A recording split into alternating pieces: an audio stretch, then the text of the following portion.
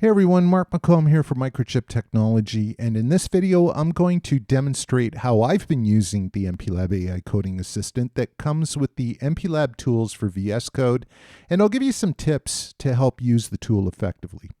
I'm assuming you've watched the introductory videos for the MPLAB AI Coding Assistant, but if you haven't, no worries, you can access introductory material for the Coding Assistant, including videos, by clicking on the extensions icon in the left bar, search for the MPLAB AI Coding Assistant, and then click on the extension to open details for links to documentation, frequently asked questions, and update logs. I'm going to primarily use agent mode in this demo, but I would encourage the viewer to explore the other modes. So let's get started. In VS Code, I have a project created for the PIC32CM6408PL10048 microcontroller, which is a recent ARM-based Cortex-M0 Plus device released here at Microchip Technology. I've also gone ahead and saved the workspace for this project. I have the Curiosity Nano board for this device connected to my computer, and you can see that VS Code recognizes the tool is connected and provides some information and resources. We'll be using some of these later in the video. I've also opened the MPLAB code configurator that can be opened from the command palette. I'll go ahead and leave everything as is and just click the Generate button to generate the baseline library specific to this microcontroller. I find generating the code from MCC helps give the MPLAB AI Coding Assistant additional context that it can use as a resource when it's generating output. I'm also going to open MPLAB AI Coding Assistant and expand it by clicking on the button here, just to make it easier to see in this video. First, I really want to focus on providing quality prompts to the coding assistant so that we get the best possible output each time. The best source to get quality prompting guidelines for the AI coding assistant is to ask the coding assistant to provide it. So my prompt will be, please provide prompting guidelines or best practices so that I get the best output from you. I will be asking you how the target MCU can best be used to perform various tasks in my applications or solve problems I am facing.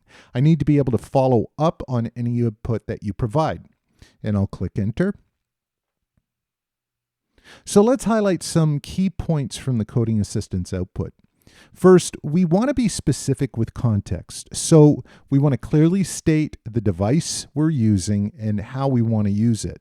We want to be specific about the application goals and always have the coding assistant cite sources so that we, the engineer, can verify facts and ensure accountability with AI-generated content. Okay, now that we're armed with some prompting guidelines, let's move on to our next tip. Using the AI Coding Assistant, we could pretty much learn about any device in Microchip Technology's product portfolio. Since we do have a device already connected, let's get an overview of that device. So I'll prompt as follows. Tell me about the device capabilities, features, and recommended applications for the PIC32CM6408PL10048. The AI tool then asks for permission to use the MPLAB Doc Search Datasheet tool. I'll go ahead and hit the Continue button here to allow that. As you can see, the output gives you a high-level overview of the device along with links to datasheet sections that we can explore further just by clicking on the link. The coding assistant also identifies some high-level applications that these devices can actually help with some unique features on the devices. Another way to use the MPLAB AI Coding Assistant is to ask it how integrated peripherals or features on a given microcontroller could be used in the context of solving a very specific problem or perform an application task. For example, I'm going to prompt the following. The target application, I am using a PIC32CM6408PL10048 to read an analog temperature sensor, and the requirements are the temperature changes slowly over time, the signal may include environmental or power supply noises, I need stable high-resolution temperature readings, suggest and implement the simplest possible method using hardware features of this device to get the best quality readings with minimal code, and cite your sources.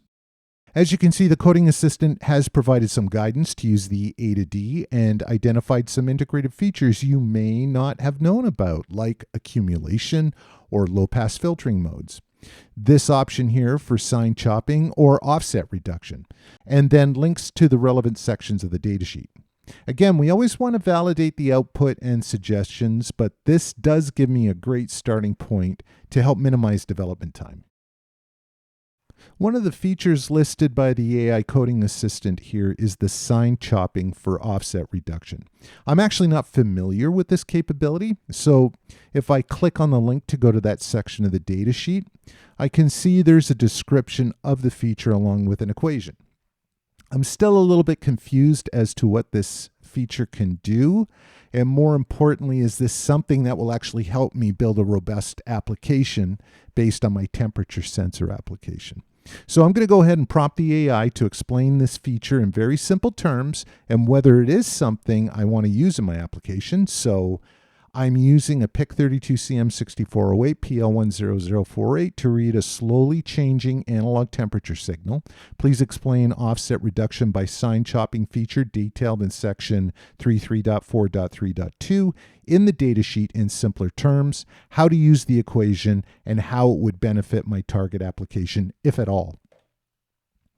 Reviewing the output, we get a simplified explanation of the offset common with analog to digital converter peripherals and how sign chopping can be used to get maximum accuracy in sensing applications.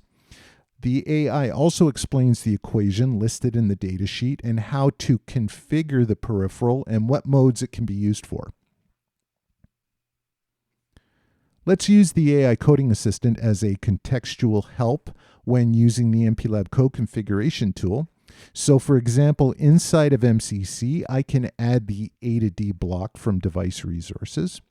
Now, I may be confused by, say, the select conversion start type options. So let's get the Coding Assistant to clarify. I'll prompt it. Again, calling out context, so my part number, how this will be used. But I want to specifically mention this conversion type selection and what each option really means to me and whether or not this is applicable to my application.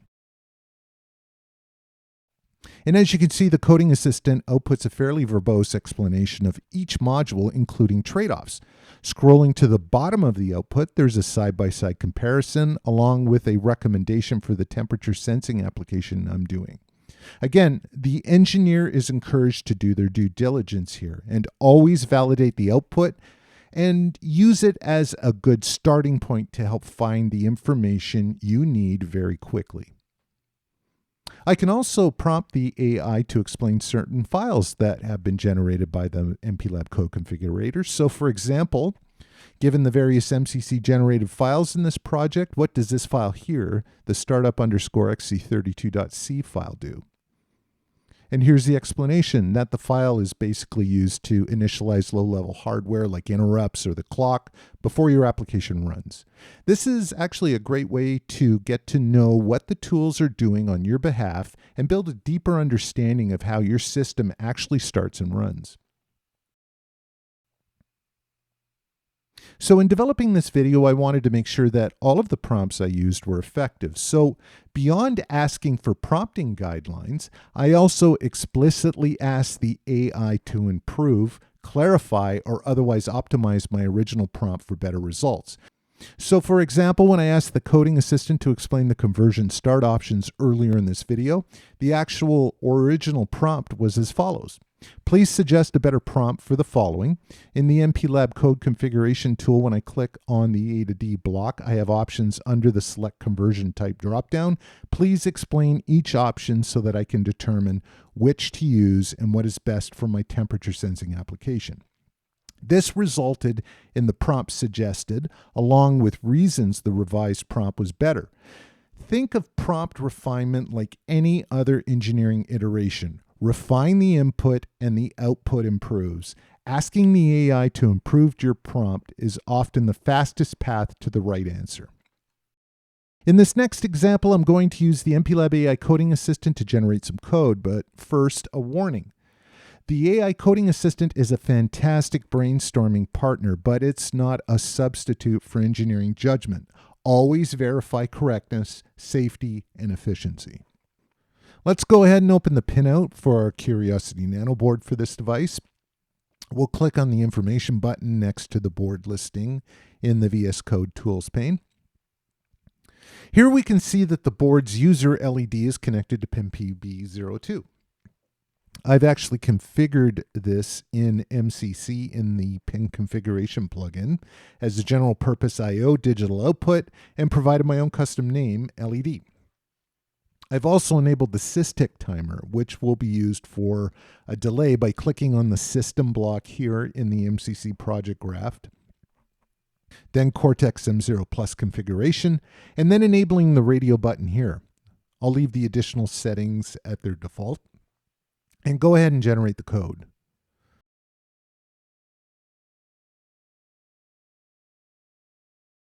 Let's navigate to the main.c and open it.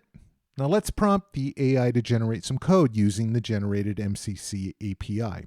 Now what I wanted to do is I wanted to generate code using MCC API functions and macros to blink an LED connected to the pin labeled LED in the API, again being very specific and in context. The LED should blink at 50 millisecond intervals for 2 seconds, then at 1 second intervals for 5 seconds. Then it will repeat this pattern. Use the SysTick timer for all delays and include any code required to initialize and start the SysTick timer. I want the code to be completely implemented in main.c.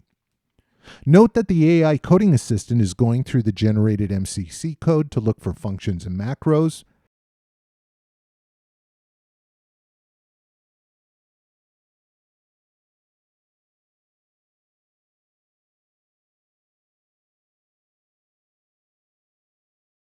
Eventually, the following code is created along with details of what the code does, implementation, explanation, and directions on how to integrate into main.c. You can actually just have the code added to your main.c by highlighting what you want to overwrite and then clicking this Insert Code button here in the coding window. Now that the code is added, let's go ahead and build and compile by clicking this button here at the top of main. Once build is confirmed successful, let's click the Program button next to the Curiosity Nano board listing in the VS Code Tools pane here. You'll be asked if you want to download the .elf or .hex. I select the .hex. If you're not sure what the .elf does, it is for debugging, and the .hex is for production programming. How do I know this? I ask the AI Coding Assistant. After programming the board, we can confirm the firmware is actually blinking the LED as expected. And that's it for the video. Hopefully this gave you some ideas on how to use the MPLAB AI Coding Assistant to help you use microchip technology products and reduce your application's development time and costs. Here are the tips we covered in this video, but if you'd like to learn more about the MPLAB AI Coding Assistant or other tools from Microchip Technology, please visit microchip.com/devtools. I'm Mark McComb. Thanks for watching.